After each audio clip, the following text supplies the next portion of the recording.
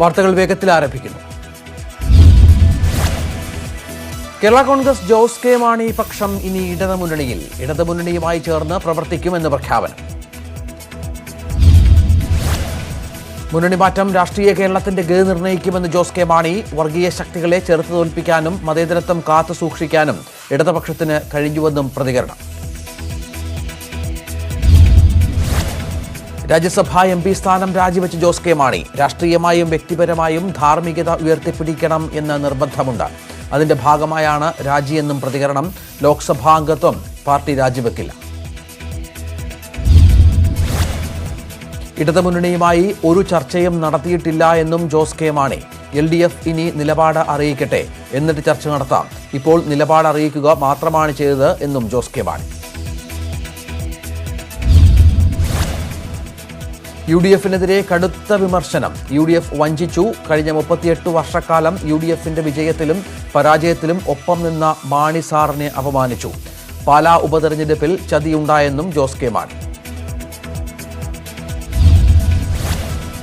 ഒരിക്കൽ പോലും ചർച്ച നടത്താൻ UDF നേതാക്കൾ തയ്യാറായില്ല എന്നും ജോസ് കെ മാണി. മൗനമായി പാർട്ടിയെ ഹൈജാക്ക് ചെയ്യാൻ ജോസഫിനെ പിന്തുണച്ചു എന്നും വിമർശനം. നിയമസഭയ്ക്കകത്ത് അപമാനവും അനീതിയും അനുഭവിച്ചു എന്നും ജോസ് കെ മാണി. ഇതൊക്കെ UDF നേതൃത്വത്തോട് പറഞ്ഞപ്പോൾ ഗൗരവമായി എടുത്തില്ല, ചർച്ചയ്ക്ക് പോലും തയ്യാറായില്ല എന്നും കുറ്റപ്പെടുത്തി. ഇടതുപക്ഷത്തിനൊപ്പം ചേരാനുള്ള കേരള കോൺഗ്രസ് എമ്മിന്റെ തീരുമാനത്തെ സ്വാഗതം ചെയ്ത് മുഖ്യമന്ത്രി. ഇടതുപക്ഷമാണ് ശരി എന്ന നിലപാടാണ് 38 വർഷത്തെ UDF രാഷ്ട്രീയം ഉപേക്ഷിച്ച് കേരള കോൺഗ്രസ് പറഞ്ഞത്. തുടർന്നുള്ള കാര്യങ്ങൾ ഇടതുപക്ഷ ജനാധിപത്യ മുന്നണി യോഗം ചേർന്ന് തീരുമാനിക്കും എന്നും മുഖ്യമന്ത്രി.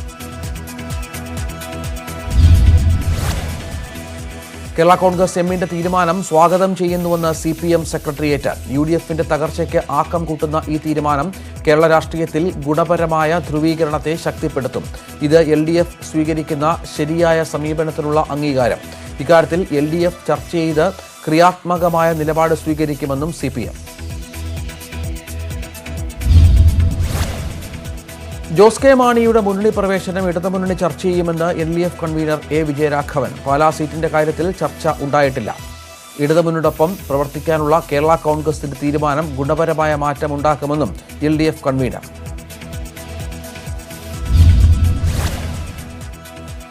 ജോസ് കെ മാണി പോയത് മുങ്ങുന്ന കപ്പലിലേക്കെന്ന് കാലം തെളിയിക്കുമെന്ന ചെന്നിത്തല. ഇടതുമുന്നണി അഴിമതിയിൽ മുങ്ങിക്കുളിച്ചിരിക്കുന്നു. KM മാണിയുടെ ആത്മാവ് ജോസ് കെ മാണിയോട് പൊറുക്കില്ലെന്നും പ്രതിപക്ഷ നേതാവ്. എല്ലാ രാഷ്ട്രീയ മര്യാദകളും കാറ്റിൽ പറത്തിയാണ് ഇടതുമുന്നണി ജോസ് കെ മാണിയെ സ്വീകരിക്കുന്നതെന്നും ചെന്നിത്തല. രാഷ്ട്രീയ മാന്യതയുണ്ടെങ്കിൽ മാണിയോട് ചെയ്ത അപരാധത്തിന് ഇടതുമുന്നണി മാപ്പ് പറയണം. മാണിയുടെ രക്തത്തിന് ദാഹിച്ചവരെ ചെറുത്തത് UDF എന്നും ചെന്നിത്തല. മാണി സി കാപ്പനുമായി രാഷ്ട്രീയ ചർച്ച നടത്തിയിട്ടില്ലെന്ന് രമേശ് ചെന്നിത്തല. MM ഹസൻ പറഞ്ഞത് അറിയില്ല, അത് കമ്മ്യൂണിക്കേഷൻ ഗ്യാപ്പാകും. ജോസിന്റെ അവസരവാദ രാഷ്ട്രീയം ജനം വിലയിരുത്തും. PT തോമസ് ഒരു തെറ്റും ചെയ്തിട്ടില്ലെന്നും മധ്യസ്ഥത വഹിക്കുക മാത്രമാണ് ചെയ്തതെന്നും ചെന്നിത്തല. UDFിനെ വഞ്ചിച്ചാണ് ജോസ് കെ മാണി LDFിലേക്ക് പോകുന്നത് എന്ന് UDF കൺവീനർ MM ഹസൻ. മാണിയുടെ ആത്മാവ് ജോസ് കെ മാണിയോട് പൊറുക്കില്ല. തീരുമാനം ആത്മഹത്യാപരമാണെന്ന് പിന്നീട് തിരിച്ചറിയും. രാജ്യസഭാംഗത്വം മാത്രം രാജിവെച്ചാൽ പോരെന്നും ലോക്സഭാ അംഗത്വവും രാജിവെക്കണമെന്നും ഹസൻ.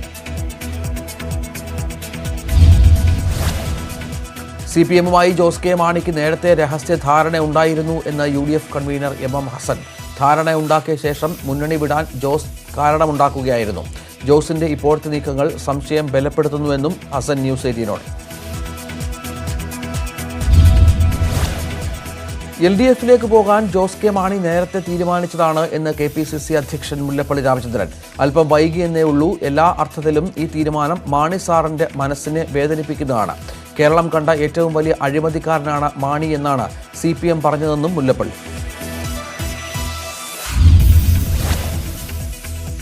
ജോസ് കെ മാണി പോയത് UDFിനെ ബാധിക്കില്ല എന്ന് മുസ്ലിം ലീഗ് നേതാവ് PK കുഞ്ഞാലിക്കുട്ടി.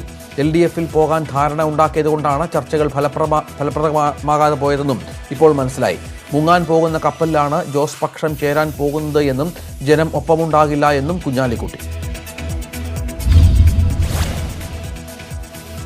ജോസ് കെ മാണിയെ ഉൾപ്പെടുത്തിയത് CPM-ന്റെ രാഷ്ട്രീയ പാപ്പരത്വമെന്ന് BJP സംസ്ഥാന അധ്യക്ഷൻ കെ സുരേന്ദ്രൻ. ഇടത്തോട്ട് വരുമ്പോൾ വോട്ടെണ്ണൽ യന്ത്രം കൂടി പിണറായി സ്വീകരിക്കുമോ എന്ന് ചോദ്യം. സ്വർണം കടത്തിയ നോട്ടെണ്ണാൻ പിണറായിക്ക് നോട്ടെണ്ണൽ യന്ത്രം വേണമെന്നും സുരേന്ദ്രൻ. NCPയും JDS-ഉം നിലപാട് വ്യക്തമാക്കിയാൽ UDF പരിഗണിക്കും എന്ന് MM ഹസൻ.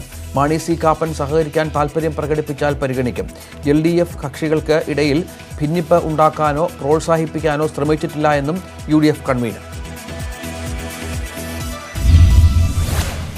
പാലാ സീറ്റ് പിടിച്ചെടുത്താൽ LDF-ൽ ഉണ്ടാകില്ലെന്ന് മാണി സി കാപ്പൻ പ്രതിപക്ഷ നേതാവിനെ അറിയിച്ചതായി UDF കൺവീനർ MM ഹസൻ. UDF-ലേക്ക് വരാൻ കാപ്പൻ സന്നദ്ധത അറിയിച്ചതായും ഹസൻ. LDF-ൽ ഉറച്ചു നിൽക്കുമെന്ന് മാണി സി കാപ്പൻ MLA. പാലാ വിഷയം ഇപ്പോൾ ചർച്ചയ്ക്ക് വന്നിട്ടില്ല. ഇടതുപക്ഷ ജനാധിപത്യ മുന്നണി പാലാ സീറ്റിനെ പറ്റി ഒന്നും ചർച്ച ചെയ്തിട്ടില്ല. ഒരു ഉപാധിയും വെക്കാതെയാണ് ജോസ് കെ മാണി LDF-ലേക്ക് വന്നത് എന്നും മാണി സി കാപ്പൻ. NCPക്ക് ഇപ്പോൾ ഒരു പ്രശ്നവുമില്ല എന്ന് പീതാംബരൻ മാസ്റ്റർ. UDF-ലേക്ക് പോകാൻ നീക്കമില്ല. ആരുമായും ചർച്ച നടത്തിയിട്ടില്ല എന്നും പീതാംബരൻ മാസ്റ്റർ. നീചമായ വ്യക്തിഹത്യയാണ് ജോസഫ് നടത്തിയത് എന്ന് ജോസ് കെ മാണി. പാലാ ഉപതെരഞ്ഞെടുപ്പിലെ സ്ഥാനാർത്ഥി മണ്ഡലത്തിന് പുറത്തുനിന്നുള്ള ആളാകണമെന്ന് ജോസഫ് വാശി പിടിച്ചു. പാർട്ടിയുടെ പേരും ചിഹ്നവും പിടിച്ചുവെച്ചു എന്നും ആരോപണം. രാജ്യസഭാ അംഗത്വം മാത്രം രാജിവെച്ചാൽ പോരാ, കോട്ടയം പാർലമെന്റ് അംഗത്വവും ജോസ് വിഭാഗം രാജിവെക്കണമെന്ന് ജോസഫ്. ജോസ് കെ മാണിയെ UDF പുറത്താക്കിയതല്ല, പുറത്തു പോയതാണ്. പാലായിൽ സ്വീകാര്യനായ സ്ഥാനാർത്ഥിയെ വേണം എന്ന് മാത്രമാണ് ആവശ്യപ്പെട്ടത് എന്നും ജോസഫ്. ജോസ് കെ മാണിയുടെ മുന്നണി മാറ്റത്തെ പരിഹസിച്ച് വ്യത്യസ്ത പരിപാടികളുമായി കേരള കോൺഗ്രസ് ജോസഫ് പക്ഷം. കോട്ടയം തിരുനക്കര മൈതാനത്ത് ചാണകവെള്ളം തളിച്ചു. KM മാണിയുടെ ചിത്രത്തിന് മുൻപിൽ മെഴുകുതിരികൾ കത്തിച്ചുവെച്ച് പ്രവർത്തകർ ജോസ് കെ മാണിയുടെ ചെയ്തികൾക്ക് മാപ്പിരന്നു.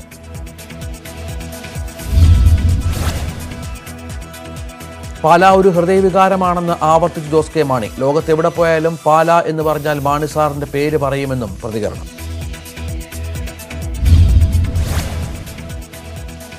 ബാർക്കോഴ സൃഷ്ടിച്ചത് UDF ആണെന്ന് ജോസ് കെ മാണി. ബാർക്കോഴ കേസിൽ മൗനസമ്മതവും ഗൂഢാലോചനയുമുണ്ടായി. എതിരാളികൾക്ക് അടിക്കാൻ വടി കൊടുക്കുകയായിരുന്നു. ഇപ്പോൾ UDF-ന് മാണി സാറിനോട് വലിയ സ്നേഹപ്രകടനമാണെന്നും ജോസ് കെ മാണി. ബാർക്കോഴ ഒതുക്കി തീർത്തതിന്റെ പ്രതിഫലനമാണ് ജോസ് കെ മാണിയുടെ ഇടത് പ്രവേശനം. ബാർക്കോഴ കേസ് അങ്ങനെ ഒതുക്കി തീർക്കാൻ കഴിയില്ല എന്നും ജോസിനെ അഴിമതി കേസ് വെച്ച് ബ്ലാക്ക്മെയിൽ ചെയ്തെന്നും സുരേന്ദ്രൻ. KM മാണിയെ അധികാരമോഹിയായ ജോസ് കെ മാണി ഒറ്റിക്കൊടുത്തുവെന്ന് ഷാഫി പറമ്പിൽ MLA. യുദാസ് എന്ന പേരാണ് ജോസിന് ചേരുക. മുന്നണി മാറ്റത്തിൽ പ്രതിഷേധിച്ച് സെക്രട്ടേറിയറ്റിന് മുന്നിൽ സംഘടിപ്പിച്ച പരിപാടിയിലായിരുന്നു ഷാഫിയുടെ പ്രതികരണം. കടലാക്രമണം തടയാനുള്ള GeoTube പദ്ധതിക്ക് അനുമതി വൈകുന്നതിൽ മന്ത്രിസഭാ യോഗത്തിൽ പൊട്ടിത്തെറിച്ച് ഫിഷറീസ് മന്ത്രി. പൈലറ്റ് പദ്ധതിയുടെ കരാർ നൽകിയതടക്കം വീണ്ടും പരിശോധിക്കണമെന്ന് നിയമമന്ത്രിയുടെ നിർദ്ദേശമാണ് മേഴ്സിക്കുട്ടിയമ്മയെ പ്രകോപിപ്പിച്ചത്. കിഫ്ബി സഹായത്തോടെ പൈലറ്റ് പദ്ധതി നടപ്പാക്കുന്നത് പൂന്തുറ കടപ്പുറത്ത്. ഇങ്ങനെ പോയാൽ ഈ സർക്കാരിന്റെ കാലത്ത് പദ്ധതി നടപ്പാക്കുമോ എന്ന് ഉറപ്പില്ലെന്നും മേഴ്സിക്കുട്ടിയമ്മ യോഗത്തിൽ. റൂൾസ് ഓഫ് ബിസിനസ് ഭേദഗതി വിവരങ്ങൾ പുറത്തായതിൽ മന്ത്രിസഭാ യോഗത്തിൽ അതൃപ്തി പ്രകടിപ്പിച്ച് മുഖ്യമന്ത്രി. പുറത്തുപോയ തെറ്റായ വിവരങ്ങൾ മന്ത്രിസഭാ ഉപസമിതി റിപ്പോർട്ട് എത്രയും വേഗം സമർപ്പിക്കണമെന്ന് മുഖ്യമന്ത്രി. അന്തിമ റിപ്പോർട്ടാകാൻ 2 ആഴ്ച സമയമെടുക്കുമെന്ന് വിശദീകരിച്ച് സമിതി കൺവീനർ AK ബാലൻ. സംസ്ഥാനത്ത് 6244 പേർക്ക് കൂടി കോവിഡ്. ഇതിൽ 5745 പേർക്ക് സമ്പർക്കത്തിലൂടെയാണ് രോഗം. വിദേശത്ത് നിന്ന് വന്ന 18 പേർക്കും മറ്റു സംസ്ഥാനങ്ങളിൽ നിന്ന് വന്ന 81 പേർക്കും രോഗം സ്ഥിരീകരിച്ചു. മലപ്പുറം ജില്ലയിൽ ഏറ്റവും കൂടുതൽ കോവിഡ് കേസുകൾ 1013 പേർക്ക് രോഗം സ്ഥിരീകരിച്ചു. എറണാകുളം ജില്ലയിൽ 793 പേർക്കും കോഴിക്കോട് ജില്ലയിൽ 661 പേർക്കും കോവിഡ് ബാധിച്ചു. തൃശൂർ, തിരുവനന്തപുരം ജില്ലകളിൽ 581 പേർക്ക് വീതവും രോഗം സ്ഥിരീകരിച്ചു. രോഗം ബാധിച്ചവരേക്കാൾ കൂടുതൽ പേർക്ക് ഇന്ന് രോഗം ഭേദമായി. 7792 പേർക്കാണ് ഇന്ന് രോഗം ഭേദമായത്. 93,837 പേരാണ് ഇപ്പോൾ ചികിത്സയിലുള്ളത്. 2,15,149 പേർ ഇതുവരെ സുഖം പ്രാപിച്ചു.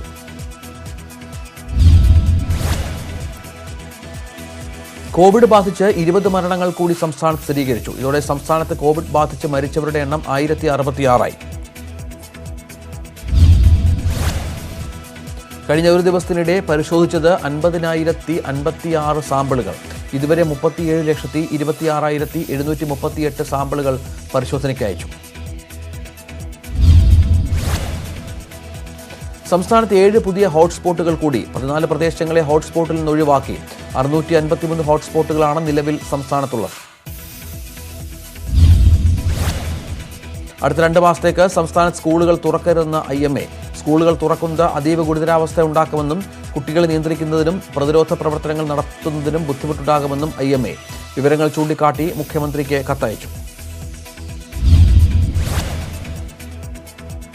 സംസ്ഥാനത്ത് കോവിഡ് പ്രതിരോധത്തിനായി ചീഫ് സെക്രട്ടറി അധ്യക്ഷനായി കോർ ഗ്രൂപ്പ്. ആഭ്യന്തര, തദ്ദേശ, ആരോഗ്യ, റവന്യൂ സെക്രട്ടറിമാർ, DGP, NHM ഡയറക്ടർമാർ എന്നിവർ അംഗങ്ങൾ. കോർ ഗ്രൂപ്പ് എല്ലാ ദിവസവും യോഗം ചേർന്ന് സ്ഥിതിഗതികൾ വിലയിരുത്തും. കോർ ഗ്രൂപ്പ് ഓരോ ദിവസത്തെയും നടപടികൾ ചീഫ് സെക്രട്ടറി മുഖ്യമന്ത്രിയെ അറിയിക്കണം. തീരുമാനങ്ങൾ 24 മണിക്കൂറിനുള്ളിൽ നടപ്പാക്കണം.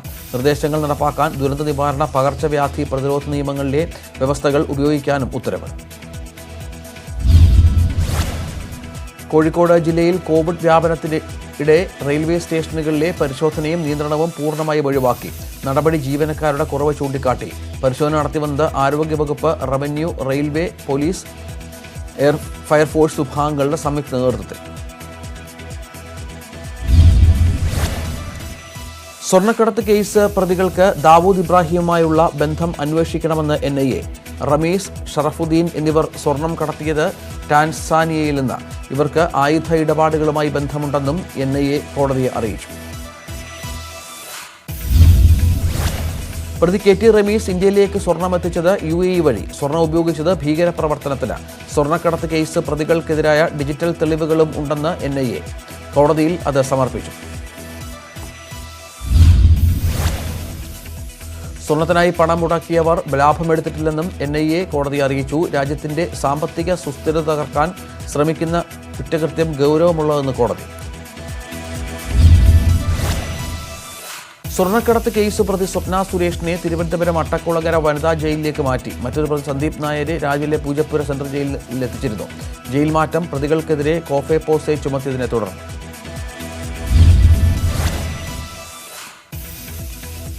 സ്വപ്നയുമായി അടുത്ത സൗഹൃദമുണ്ടെങ്കിലും സ്വർണ്ണക്കടത്തുമായി ബന്ധമില്ലെന്ന് M ശിവശങ്കർ. പ്രതികളുമായി തനിക്ക് ബന്ധമുണ്ടെന്ന് വരുത്തീർക്കാനും ആശയക്കുഴപ്പമുണ്ടാക്കാനുമാണ് ED ശ്രമിക്കുന്നതെന്നും ഹൈക്കോടതിയിൽ സമർപ്പിച്ച മുൻകൂർ ജാമ്യാപേക്ഷയിൽ ശിവശങ്കർ. UAE കോൺസുലേറ്റുമായി ബന്ധപ്പെട്ട കാര്യങ്ങൾ ചർച്ച ചെയ്യാൻ പല പ്രാവശ്യം സ്വപ്നയുമായി കൂടിക്കാഴ്ച നടത്തിയിട്ടുണ്ടെന്നും ശിവശങ്കർ. സ്വർണ്ണക്കടത്ത് പിടികൂടിയ ശേഷമാണ് സ്വപ്നയ്ക്കും കൂട്ടാളികൾക്കും ഇതിൽ പങ്കുണ്ടെന്നറിയുന്നത്. അതിനുശേഷം സ്വപ്നയെ വിളിക്കുകയോ സഹായിക്കുകയോ ചെയ്തിട്ടില്ലെന്നും ശിവശങ്കർ. മുൻകൂർ ജാമ്യത്തിനായി കോടതിയെ സമീപിക്കുന്നത് തെറ്റായ മാധ്യമ വാർത്തകളുടെ അടിസ്ഥാനത്തിൽ അറസ്റ്റ് ചെയ്യാൻ സാധ്യതയുള്ളതിനാൽ എന്നും ശിവശങ്കർ. ഇതിനോടകം എല്ലാ അന്വേഷണ ഏജൻസികളുടെയും ചോദ്യം ചെയ്യലിന് വിധേയനായി. സ്വർണ്ണക്കടത്തും തന്റെ വാട്സപ്പ് സന്ദേശങ്ങളുമായി ബന്ധമില്ലെന്നും ശിവശങ്കർ.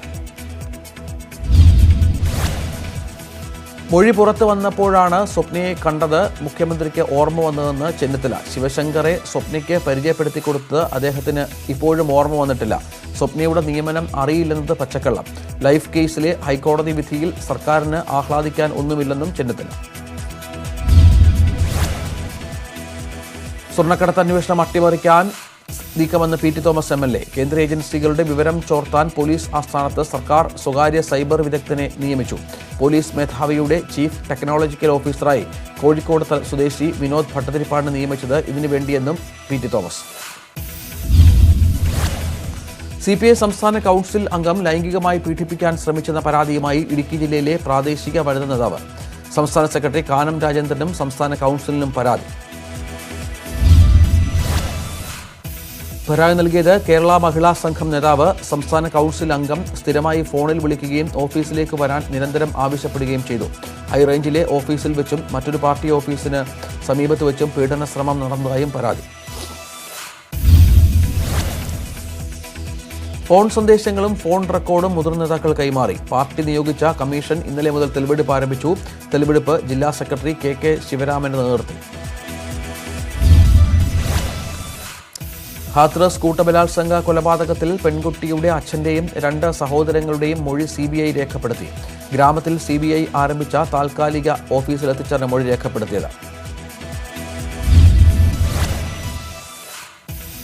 ഹാത്രസ് സംഭവത്തിൽ ഉത്തർപ്രദേശ് സർക്കാർ സുപ്രീം കോടതിയിൽ പുതിയ സത്യവാങ്മൂലം ഫയൽ ചെയ്തു. കുടുംബത്തിന്റെ സുരക്ഷ ശക്തമാക്കിയെന്നും CCTV സംവിധാനങ്ങൾ പ്രദേശത്ത് സ്ഥാപിച്ചതായും സർക്കാർ. പെൺകുട്ടിയുടെ കുടുംബം ആവശ്യപ്പെടുന്ന പ്രകാരം കോടതിയുടെ മേൽനോട്ടത്തിലുള്ള അന്വേഷണത്തിന് സർക്കാർ ഒരുക്കമെന്നും സത്യവാങ്മൂലം. ഹാത്രസ് സംഭവത്തിൽ ഹർജിയുമായി കേരളത്തിൽ നിന്നുള്ള NGO സുപ്രീം കോടതിയിൽ ഹർജി നൽകിയത് മുന്നോക്ക സമുദായ സംരക്ഷണ മുന്നണി. ജാതി വിഭജനത്തിന്റെ ഭാഗമായുള്ള പീഡനമെന്ന പ്രചാരണം അവസാനിപ്പിക്കണമെന്ന് ആവശ്യം.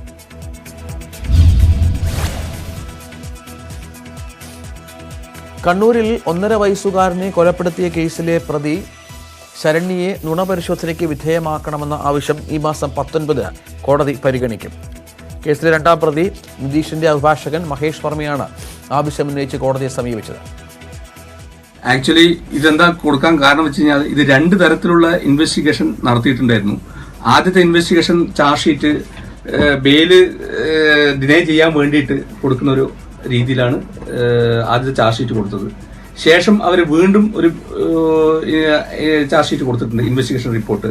അത് 2ഉം പ്രകാരം ഈ പറയുന്ന അതിലൊരു 27ാം സാക്ഷി അരുൺ എന്ന് പറഞ്ഞിട്ടുള്ള ഒരാള് വന്നിട്ടുണ്ട്.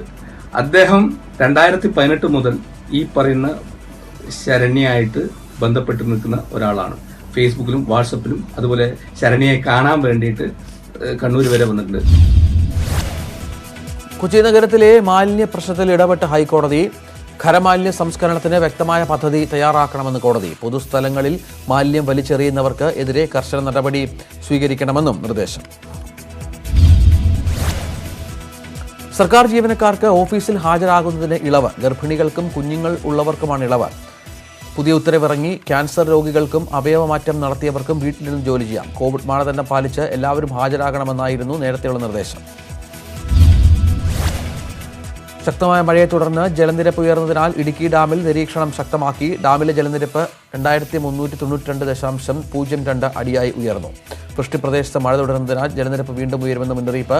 2398 അടിയിലേക്ക് ഉയർന്നെങ്കിൽ മാത്രമേ ഡാം തുറക്കേണ്ട സാഹചര്യമുണ്ടാകൂ.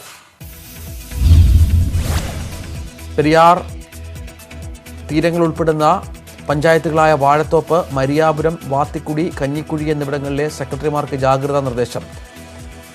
ഇടുക്കി, തങ്കമണി, വാത്തിക്കുടി, കൊന്നത്തടി, ഉപ്പുതോട്, കഞ്ഞിക്കുഴി വില്ലേജ് ഓഫീസർമാർക്കും ജാഗ്രതാ നിർദ്ദേശം. ലക്ഷദ്വീപിൽ നിന്ന് കൊച്ചിയിലെ ആശുപത്രിയിലെത്തേക്കുള്ള യാത്രയിൽ ഹെലികോപ്റ്ററിൽ യുവതിക്ക് സുഖപ്രസവം. ഹെലികോപ്റ്റർ കൊച്ചി രാജ്യാന്തര വിമാനത്താവളത്തിൽ ലാൻഡ് ചെയ്തതോടെയാണ് കവരത്ത് സ്വദേശിയായ നുസൈബ കുഞ്ഞിന് ജന്മം നൽകിയത്. കുഞ്ഞിനെയും അമ്മയെയും കൊച്ചിയിലെ സ്വകാര്യ ആശുപത്രിയിലേക്ക് മാറ്റി. ബാങ്ക് വായ്പാ തിരിച്ചടവുകൾക്ക് സാവകാശം അനുവദിച്ച് കേന്ദ്രം നൽകിയ മൊറട്ടോറിയം കാലയളവിലെ കൂട്ടുപലിശ ബാങ്കുകൾ ഒഴിവാക്കും.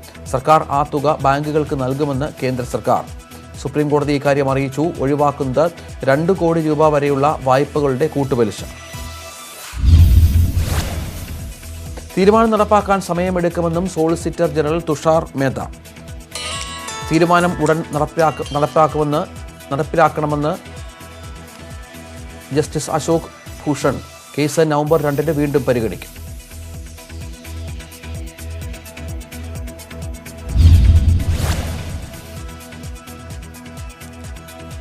ഹൈദരാബാദിൽ കനത്ത മഴ. അടുത്ത 24 മണിക്കൂർ ഒറ്റപ്പെട്ട ശക്തമായ മഴയ്ക്ക് സാധ്യത. യെല്ലോ അലേർട്ട് പ്രഖ്യാപിച്ചു. ഇന്നലെ രാത്രി പെയ്ത കനത്ത മഴയിൽ മതിൽ ഇടിഞ്ഞു വീണു. 2 മാസം പ്രായമുള്ള കുഞ്ഞുൾപ്പെടെ 14 പേർ മരിച്ചു. 30-ലേറെ പേർക്ക് പരിക്ക്.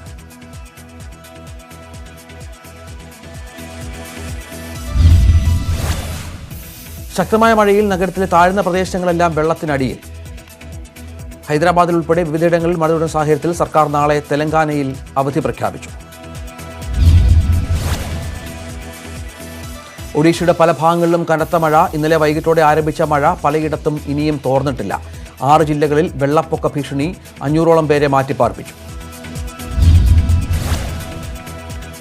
വെള്ളാപ്പള്ളിയെ തള്ളി UDFും. ശ്രീനാരായണ ഗുരു സർവകലാശാല VC വിവാദത്തിൽ വെള്ളാപ്പള്ളിയുടെ നിലപാട് തെറ്റ്. അക്കാദമിക് യോഗ്യത നോക്കിയാണ് VC നിയമനമെന്നും convener MM Hasan. Koduvally police station ഉപരോധിച്ച മുസ്ലിം ലീഗ് പ്രവർത്തകർ. പ്രതിഷേധം കൊടുവള്ളി CIക്ക് സ്വർണ്ണക്കള്ളക്കടത്ത് സംഘവുമായി ബന്ധമുണ്ടെന്ന് ആരോപിച്ചു.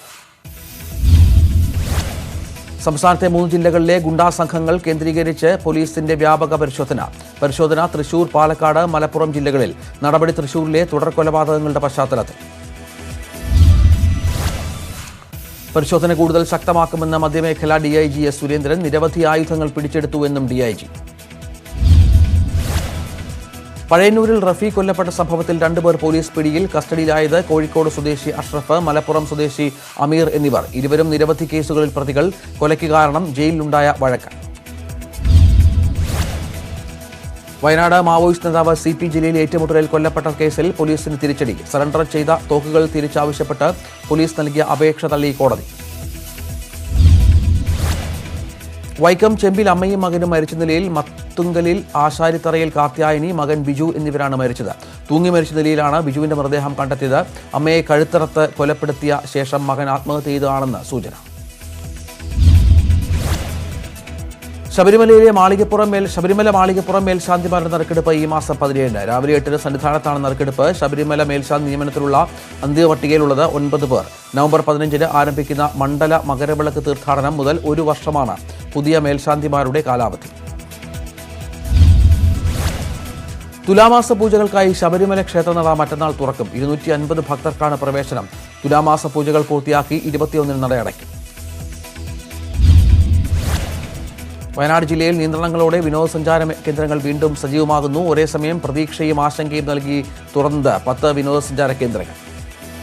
പൂക്കോട് തടാകം, എടയ്ക്കൽ ഗുഹ, കർലാട് തടാകം എന്നിവിടങ്ങളിൽ 100 പേർക്ക് ഒരേ സമയം പ്രവേശനം.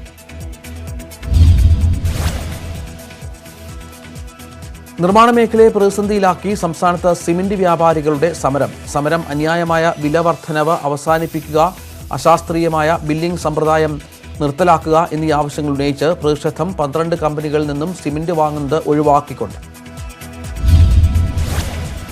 ജീവനക്കാരുടെ ശാരീരിക ക്ഷമത വർദ്ധിപ്പിക്കാൻ സൈക്കിൾ ക്ലബ്ബുമായി കൊച്ചി മെട്രോ. യാത്രയ്ക്ക് സൈക്കിൾ ഉപയോഗിക്കുന്നത് 50-ലധികം ജീവനക്കാർ. വരും ദിവസങ്ങളിൽ കൂടുതൽ ജീവനക്കാരെ ക്ലബിന്റെ ഭാഗമാക്കാൻ തീരുമാനം. രാജ്യത്തെ 72 ലക്ഷത്തിലേറെ കോവിഡ് ബാധിതർ. 24 മണിക്കൂറിനിടെ 63,509 പേർക്ക് രോഗബാധ. രോഗം ഭേദമായവർ 63 ലക്ഷത്തിലേറെ. ഒരു ദിവസത്തിനിടെ 730 കോവിഡ് മരണം. ആകെ മരണം 1,10,586. നിലവിൽ പ്രതിദിന രോഗബാധിതരുടെ എണ്ണം ഏറ്റവും കൂടുതൽ കേരളത്തിൽ. മഹാരാഷ്ട്രയിൽ ഇന്നലെ മാത്രം 8,522 പേർക്ക് രോഗബാധ. ആന്റിബോഡി മരുന്ന് പരീക്ഷണം നിർത്തിവെച്ച് ഇലായി ലില്ലി കമ്പനി. നടപടി പരീക്ഷണത്തിന് ഇടെ മരുന്ന് കഴിച്ചവർക്ക് ആരോഗ്യ പ്രശ്നങ്ങൾ നേരിട്ട സാഹചര്യത്തിൽ ഡൊണാൾഡ് ട്രംപ് കോവിഡിന് ഫലപ്രദമാണെന്ന് അഭിപ്രായപ്പെട്ട മരുന്നാണ് ഇത്.